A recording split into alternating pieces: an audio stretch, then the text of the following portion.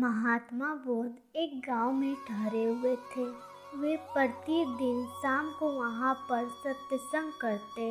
भक्तों की भीड़ होती क्योंकि उनके प्रवचनों से जीवन को सही दिशा प्राप्त होता।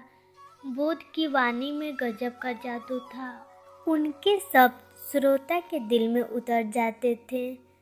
एक युवक प्रतिदिन बुद्ध का प्रवचन सुनता।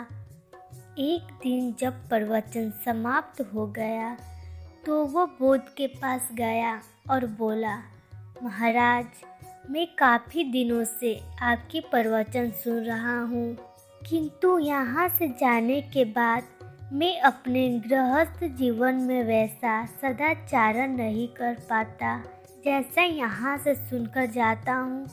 इससे सत्संग में महत्व पर शंका भी होने लगी है। बताइए मैं क्या करूं? बुद्ध ने युवक को बांस की एक टोकरी देते हुए उसमें पानी भरकर लाने के लिए कहा। वह आदमी टोकरी में जल भरने में असफल रहा। बुद्ध ने यह कार्य निरंतर जारी रखने के लिए कहा। युवक प्रतिदिन टोकरी में जल भरने का प्रयास करता, किंतु सफल नहीं हो पाता। कुछ दिनों बाद बुद्ध ने उससे पूछा, इतने दिनों से टोकरी में लगातार जल डालने से क्या टोकरी में कोई फर्क नजर आया? तब उस आदमी ने जवाब दिया, एक फर्क जरूर नजर आया है। पहले टोकरी के साथ मिट्टी जमा होती थी, अब वह साफ टोकरी दिखाई देती है।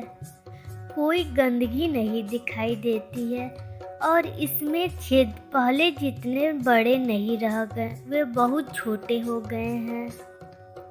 तब बुद्ध ने उसे समझाया, यदि इसी तरह उसे पानी में निरंतर डालते रहोगे तो कुछ ही दिनों में ये छेद फूलकर बंद हो जाएगा और टोकरी में पानी भर पाओगे।